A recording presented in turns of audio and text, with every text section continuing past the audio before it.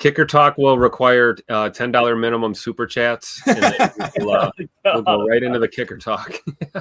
That'll make it worth it, right? There you go. She said, Murph says in the Patreon group, if they decide to have Jordan rest for one more game, do you think we can duplicate the results of the past week? Also, do you all think that Malik played enough for them to know his tendencies? Practice reps are one thing, but game reps are another. I don't think so, Murph. I really don't.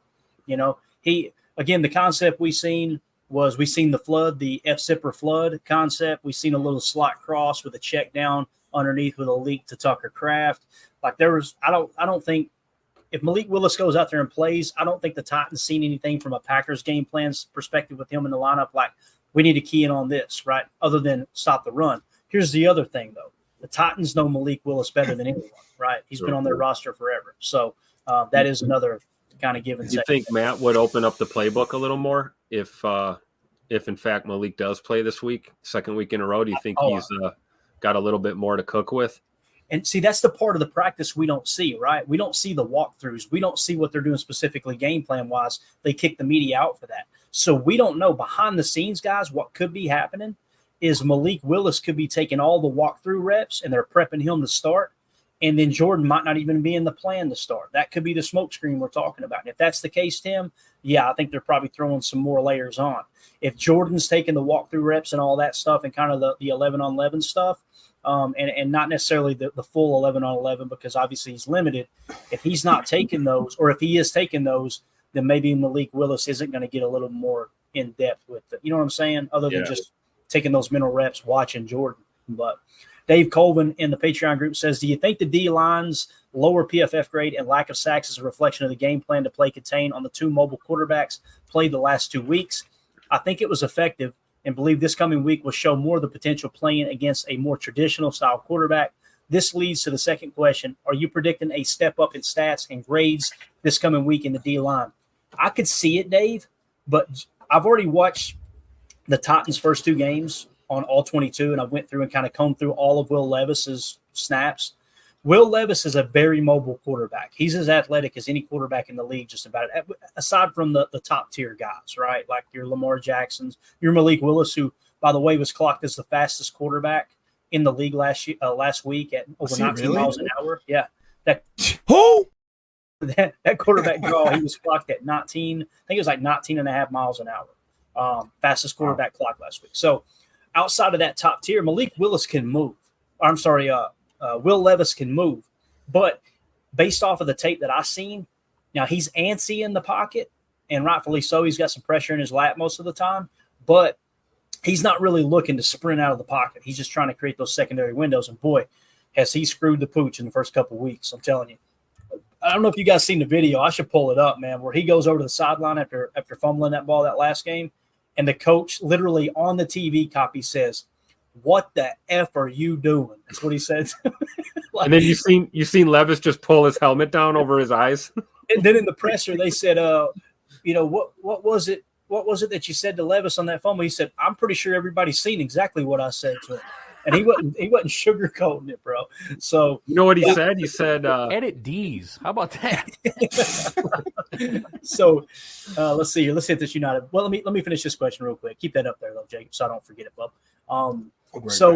To answer your question, Dave, we might get one more week of that conservative rush, because what you're noticing with Levis is you want to keep him in the pocket and press that pocket on him. I don't think they'll just go pin their ears back and I think it was 2 of the 3 interceptions he threw was a 4-man rush. The other was just a 5-man rush.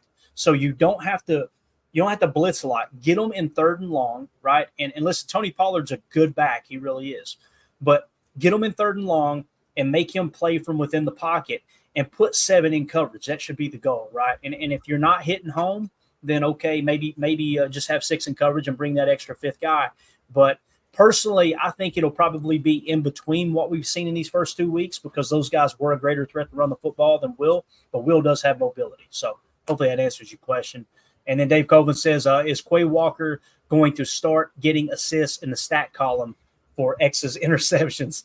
That's not how it works, but Dave, I've been very vocal, man. We should, because I'm telling you, him covering on that Tampa 2, look, man, Quay is damn good in coverage, in my opinion. And I know PFF, his grade's kind of low in that regard, but when I watch him in coverage, that's what he does. And here's the thing. You go from these spread offenses, that was the big thing in the league for so long. And everybody started going with these very, very athletic linebackers. You get away from the A.J. Hawk, right, who's kind of that head thumper, and you get to your Devondre Campbells. You get to your, they put Clay Matthews at mock there for a year or two, right? Very athletic because you're having to cover that kind of spread approach. Now teams are coming back to this wide zone boot and everything and running the rock a lot. Like the passing numbers are way down this year. Like I've seen a statistic on that earlier today. It was like this is the lowest success in passing game in the NFL in like the last 6 or 7 years. So it might be cyclical and come back around to where you got to start getting those thumpers back in there. Quay is not a thumper in that regard. He's not a guy who's going to get in there and hammer those run gaps. Now, as a first rounder, he should. That's my critique of him, right? You should be able to do everything. But his superpower is his athletic ability to be able to cover the pass. So, I think that I love what you said there, Dave. I really do, because I do think he needs to get more credit in that regard. But, boy, he doesn't deserve an ounce of credit in his run defense right now. We got to call it like it is. Okay. And hopefully he gets that done. Yeah, so, I think you see the hesitancy when he hits those. We talk about him blowing gap assignments, and I think it's because we saw that last year. And now you see him, as soon as he gets downhill, you see him kind of pull up, shuffle the feet, and he's almost like second-guessing himself because he doesn't want to wash himself out of a play or he doesn't want to get caught in the wrong gap. And then what ends up happening is he's just in the middle of the field, defending a blade of grass, and that doesn't help us. But to your point, Clayton, I don't think it's fair to fully dog this guy. I mean, he's incredible in coverage, and there are a lot of athletic linebackers in the NFL, but there aren't that many middle linebackers that can really run stride for stride down the field with a receiver or a tight end or a running back and legitimately cover them. And Quay is one of those guys. And it's got to be said and noted, you can't completely dog this guy out yet. And, it's a lot of ball game left, as they say. So as a defensive hopefully he gets better. As a defensive coordinator too, Tim, you just got to put him in a position to do what he does well, If you like the will, like put him at the will. I personally think the mic, but again, the mic and the will is very interchangeable, like we talked about. So Go ahead, Jacob. What were you gonna say, Bob? No, I like you talked about. We always say this. I don't want to sound like I love Quay Walker. I want Quay Walker to be so freaking good that it would blow my mind. I have not seen anything from Quay Walker on run defense, like to the point where it's bad. He's getting washed every play, So, but like Tim said, he's so good at something else, though. So I want Jeff Hafley to design. It's not like we don't have other linebackers. No, but maybe we tried that with Tariq Carpenter a couple years ago. I was going to say, I really don't. I mean this almost like in a certain way that like I need Jeff Hafley to figure out you got a weapon, figure out how to use him, figure out how to bring in Edgerrin Cooper, because again, the guy with the most limited amount of snaps is showing like he's just better. I don't know if safety is the answer. Have you seen our safety room? No, that's what I'm saying. I'm not saying safety. I'm saying figure out a really clever way to pick and pull these, because honestly, McDuffie shows up here and there. Wilson is a freaking psycho in a good way. I mean, that guy, what do you have? Like 10 plays? He had a tackle for loss, a freaking forced fumble, a fumble recovery. One defensive player of the year on 8 snaps. It was unbelievable. Figure out a way to make these guys into the best group of linebackers we have, and I think that we've got something. I just don't think that we need to just give Quay the green dot and be like, here you go, because I don't think he's earned it at this point. Yeah, no, and the comment I made about Quay being a safety, I'll shrug it off for lack of for protecting my reputation here, but I'm kind of being serious too. Like, man, put him in a hybrid spot where that dude can. It just sucks because it's a first round pick. That's not what you're looking for. A guy who's you're looking for Fred Warner if you're spending a first round pick on a mic. That's just the reality, right? And those are some high expectations. Hey, but I'm kind of thinking that back about the safety comment. It's like riding a moped. They're fun to ride. Don't let your friends see you do it. Go ahead, Jay. What are you going to say? Oh, sorry. That's such a good line. Devontae Wyatt, on the other hand, is somebody that I thought has absolutely exploded in the last 2 games. I thought that he has been maybe an unsung hero. I think that we have not been giving him enough of credit because he is, again, one of those early round draft picks that we didn't see a lot from necessarily. I think that what he's been doing especially this last game, what do you have? Like 4 disruptive plays, 2 pressures, attack for a loss, a sack. I thought Devontae Wyatt absolutely showed why we drafted him the way we did. Yeah. Thick. Is thick. Well, let me tell you, thicker than a bowl of oatmeal. That dude's got all the potential in the world. His pass rush is wild. And you started to see him on the field with Kenny Clark on the bench a little bit. And I'm not saying they're benching Kenny, but it's like you can tell in past situations, they're like, you know what?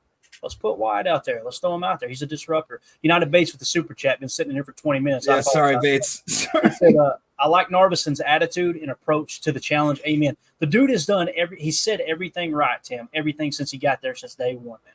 The dude seems like I want him to work out. I really do, man. Yeah. And again, his kicks, I feel like they look better than Anders. They look better than Greg Joseph's. Now, is that saying a lot? I don't know. I'm not a kicking expert, nor do I play one on TV, but I really like Narvison's approach, man. I do. Yeah, shout out to Bates. $10 on the nose. We're back talking kicker. There it is. Bates knows something about following orders, so salute. Semper Fi, brother. But yeah, I like Narvison's attitude as well. I like the comment about the nerves. You know, anybody who says they don't get nervous is, full of it. Everybody gets nervous, and it's important to acknowledge that. I think that shows a lot of character. A guy a little wiser beyond his years, maybe, for a young player. So I think he's just going to improve. A good attitude will get you a lot further than you think in football and in life. And he's got his head on screwed on straight. And I think the kicks are going to follow. I think the kicks will start to straighten themselves out. I do hate that he seems to be having issues from that left hash, just like Anders was last year. So we'll see. Time will tell. But I'm with Bates, man. I'm behind Narvison 100%. And hey, he's the guy. So I think we should all get behind him. Yeah, absolutely. And again, shout out to everybody in the Patreon group. Thank you for the questions. If you're interested in joining our Patreon group, just scan that QR code in the upper right. That'll send you to Packer Fan Total Access on Patreon. You can go to patreon.com/Packer Fan Total Access, or just go to patreon.com, search for Packer Fan Total Access. We got a really cool community growing in there. Appreciate everybody supporting in that regard. Josh Lanningham gifting 5 new memberships here to the YouTube channel. Again, man, you and Bates, bro, I'll tell you what, paying the mortgage this month. You guys are awesome. We appreciate you more than you know, man. Here's some guys. Let's talk about where these teams rank. Is that cool with you guys? Let's kind of see, all right, what are we dealing with in terms of, let's just go right down the line here. You guys know the most important statistic, I think, offensively, personally, is points per play, okay? And this is obviously on offense. So let's look at the top offenses in the league right now as it stands in points per play.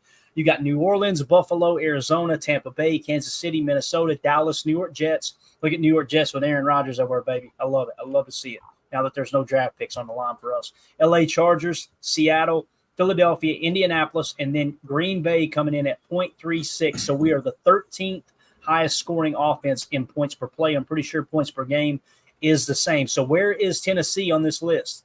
They are 24th at 0.281. So 2 games in, different levels of competition, obviously. They played the Bears. They might as well have played Podunk University that first week, right? So you take this with a grain of salt, but at the same time, it looks like we've got an edge as far as offense goes right now. Let's key in on some of the specifics of offense here, and let's go to total offense. How about yards per play? All right, across the league, yards per play as it sits right now.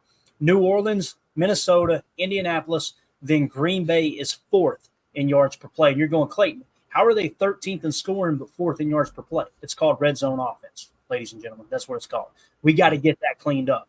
The reality is these 2 teams, I think I've got the screen grab here. Actually, I think I grabbed one. Yeah. These are the worst percent of red zone drives ending in a touchdown, okay? Worst in the league. Broncos at 14.3%. Steelers at 25, Seattle at 25, Dallas at 25, Detroit at 27.3. Then you've got Green Bay at 28.6, and then significantly lower at 33.3% is the Tennessee Titans. So this is arguably the 6th and 7th worst red zone offenses in the league right now. Which team's going to button that up? I have a feeling that Green Bay has the edge there as well. So in moving the ball, yards per play overall, Green Bay 4th in the league. And again, Tennessee was, where is Tennessee? Yards per play, 27th at 4.5. Their offense is really struggling, guys. Now, don't get your hopes up too much because we get to the defensive side. You're going to go, oh, okay, they're pretty stout. But you guys just jump in any point you want. I'm going to keep on going down through here and hit some of these key statistics. Rushing yards per attempt. So here is the running game, gang. This is yards per attempt across the league. Green Bay, second in the league at 5.7 yards per attempt. Only behind Indianapolis. We are the second most efficient running team in the league right now. So where is Tennessee? They're 10th. So they can run the rock. I mentioned Tony Pollard. Tony Pollard's a damn good back. He's as versatile as they come. He can catch the ball in the backfield. He's very, very shifty. He's one of those dudes. Now, is he as good as Jonathan Taylor? They're a little bit different. You know, Tony Pollard is more of the Aaron Jones type, as where Jonathan Taylor's closer to the Josh Jacobs type. But you can't overlook Tennessee's run game, right? So you got to look at this and go, okay, their offense isn't great, but we still got to stop them. Okay, they're 10th best in yards per carry. Now let's go to passing. If we jump over to passing offense, yards per pass attempt, and again, this is efficiency as far as the passing game. Green Bay is not best in the league at 7.8. Tennessee, where is Tennessee? 26th at 5.3. What does that tell you, guys? We need to focus on stopping the run. Stop the run, put them in 3rd and long, get pressure in Will Levis's lap, and make him make those mistakes. And wait for Xavier McKinney to get his 3rd pick of the season. Amen. Does any of those numbers catch you guys off guard? We can go back through any of those offensive numbers before we go to defense here in a second. No, I think that's a good point. It's just we have to worry about certain little aspects, like you mentioned Pollard, but they have another back, Tajay Spears, who's more of that, I would say, an Aaron Jones type, and he maybe would be one that would give us a little bit of trouble. So,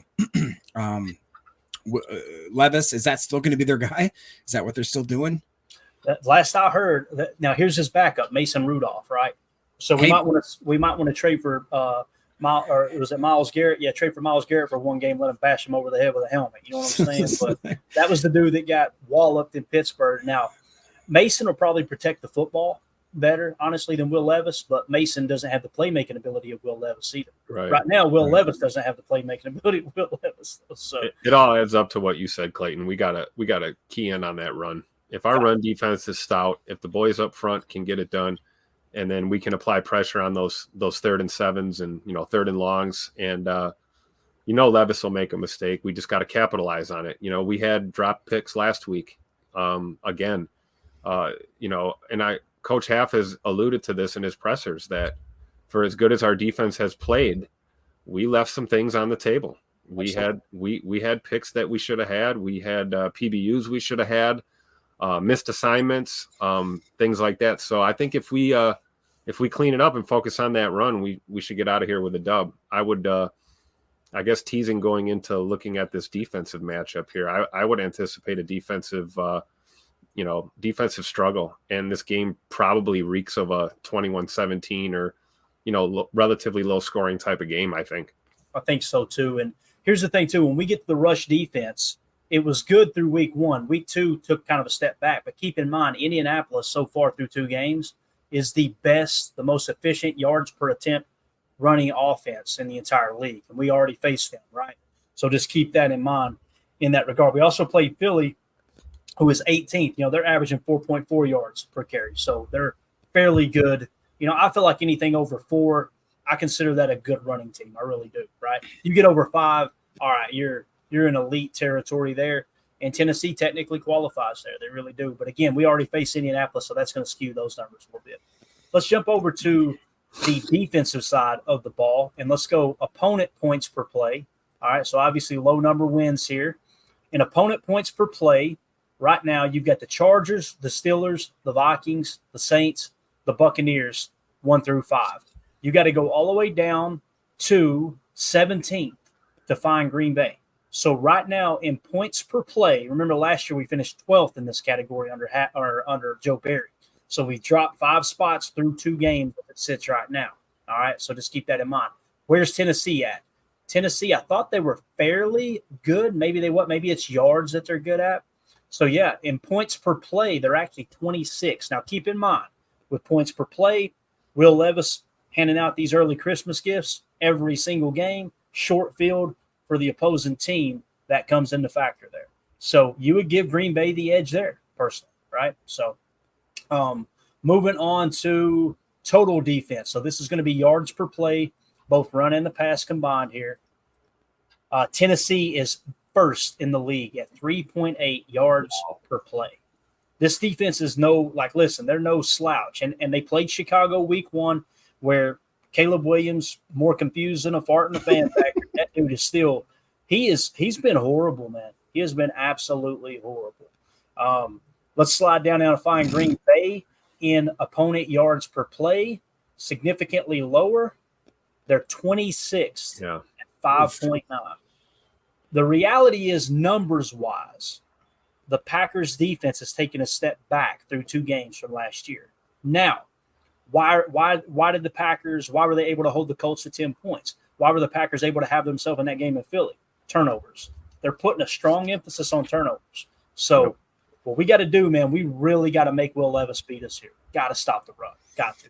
And that'll bring that yards per play down. And I think looking at Tennessee, their number 1 opponent yards per play, I would run right at them. I still think we do this on the ground, and we play action boot off of that all day long. I don't care if it's Malik or Jordan Love as our quarterback. We can respect them and that defense, but we're not going to let them beat us on reputation. I would go right at them, our ones on their ones, and make them make those plays.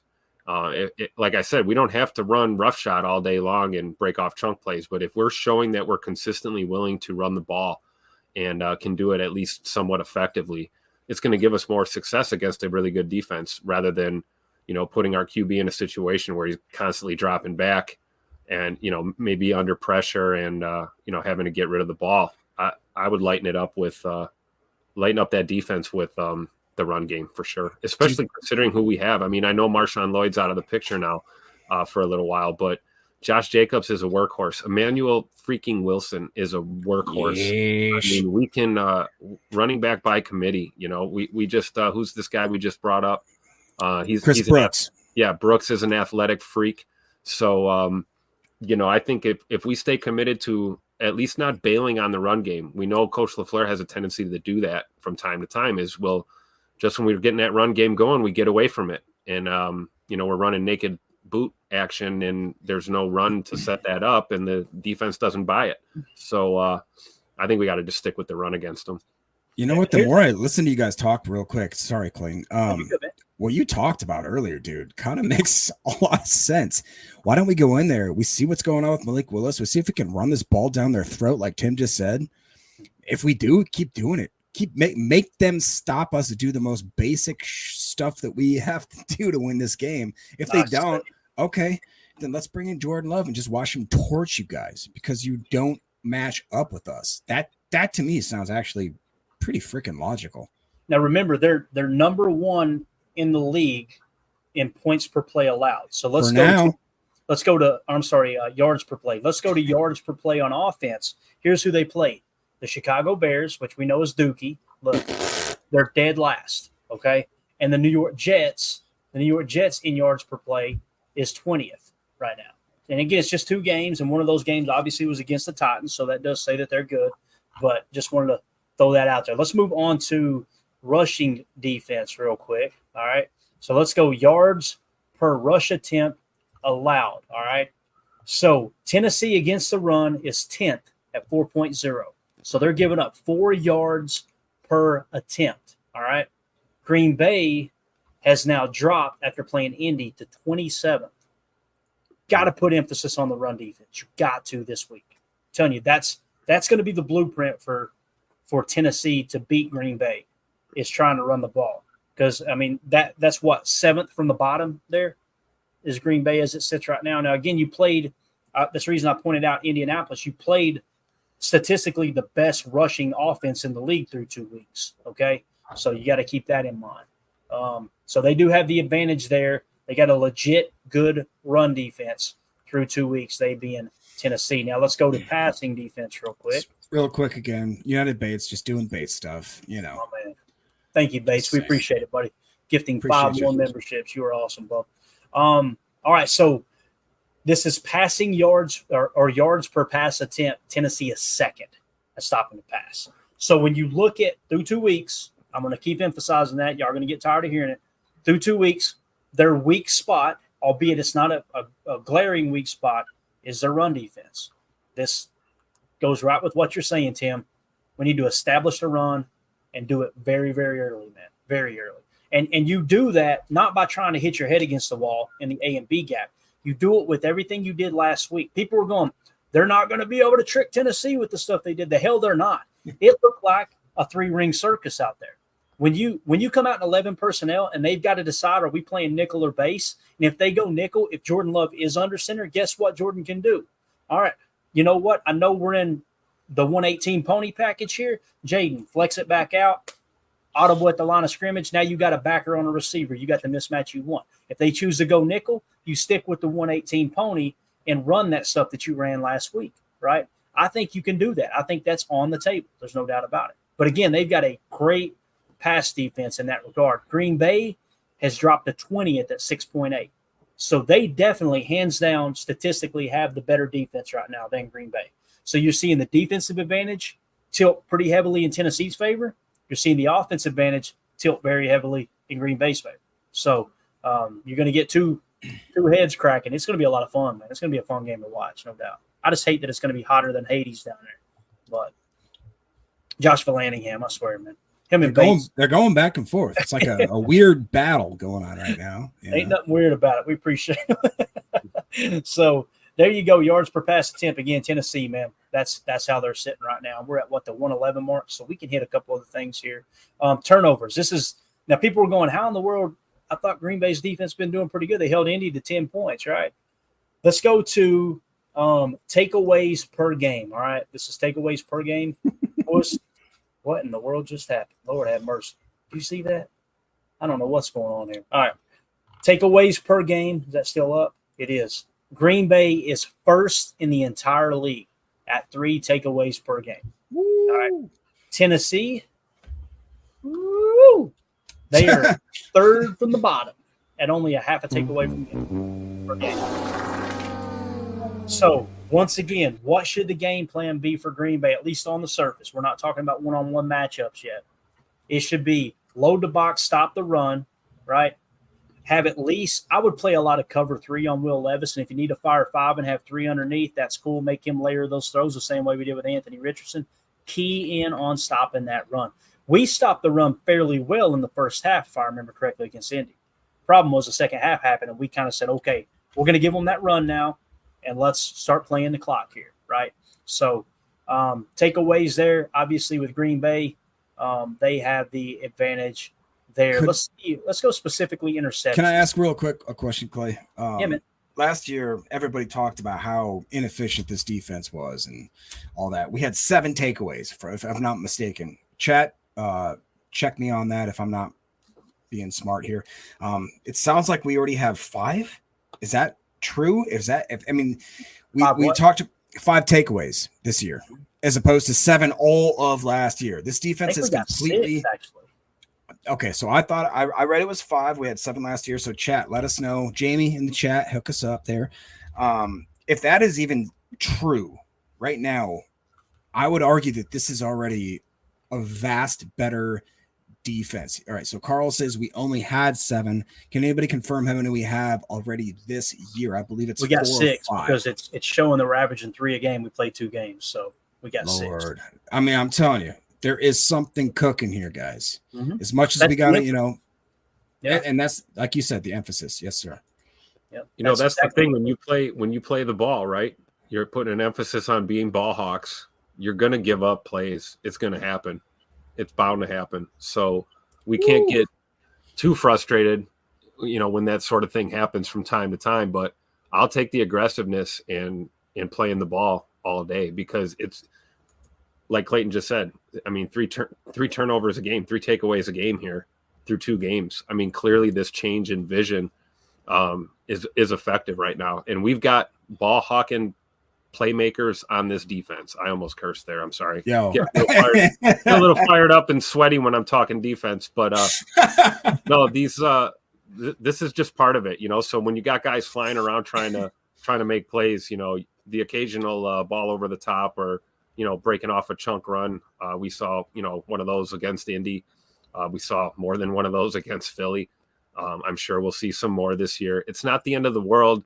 It's kind of like the new definition of bend but don't break, right? We're willing to give up the occasional explosive if it means that we're going to walk away with 2 or 3 or 4 takeaways every game. Do you think it's fair right here, like Jason's just saying right here, Tim? Like basically what you just said. You can't say the defense isn't doing their job. This is the identity they wanted. Exactly. Speak it into existence. This is what Hafley preached from the moment his plane landed in Green Bay when he was living at Lodge Kohler doing pressers. He said this from day one. It's a new mindset. There's an emphasis on rallying to the ball carrier. Clayton and I talked about this last night on Chalk Talk. I mean, you can go back, pick any random plays you want on defense, and everybody is in there ripping at that ball every possession, ripping at it, punching at it. We got guys going for picks, PBUs. That's the type of defense I think we're talking about when we say aggressive. We always talk about, conflating aggressiveness with press man or whatever. I don't think that's the case. Aggressiveness is rallying to the football, gang tackles, those kind of things. And we're seeing it with Hafley's defense for sure. And since we were talking about the run, right, we're saying, okay, the key to Green Bay's game is going to be to establish the run and then obviously stopping the run. Let's focus on stopping the run here before we run out of time. Tony Pollard in week 1, this was his run chart. Okay, wide left, 3 attempts for 47 yards and a tutter. Inside left, 4 attempts for 7 yards, not much at all. Inside right, 4 attempts for 21 yards. Outside right or wide right, 5 attempts for 7 yards. So obviously they're running wide left in week 1 on Chicago really, really well, right? So now let's hop up here and let's go to week 2 and look at the run chart for Tony Pollard. And let's see, this is against the Jets. So the run chart in week 2, Tony Pollard, look at that. Average 6 yards a carry, wide left, 6 yards a carry inside left, and then only less than a yard a carry inside right, and a little over 2 yards a carry outside right. Their strength is running to the left. So when you come up to stop the run game against Tennessee, we need to put emphasis on trying to play, no matter if they're strong right or not. Let's really take away their left side of the field. Now, here's the thing, too. You got to not only key into that, we don't have the information here. If you go watch the tape, you can see, are they running weak outside more than they're running strong outside? That tendency matters, too. But regardless, it seems like the left side of their line is blocking way better than the right side right now. So just check that on the game plan as well, right? You want to put emphasis on that. These are the things I guarantee you Jeff Hafley's looking at. Yeah, 100%. Does Taylor Lewan still play for the Titans? Taylor Lewan, that smart guy that got on a podcast and said that Malik Willis is a horrible player and all that kind of stuff. Yeah, he's been out of the game for a little bit for sure. Oh, that's a shame. Yeah. I love that he had to eat those words. And it couldn't happen on a better podcast than Big Cats. I know, dude. Absolute Bears apology. But yeah, if you guys could take a quick second, hit that like button for us. We appreciate y'all hanging out with us. Feel free to sub to the channel. We're going to be going live every day here.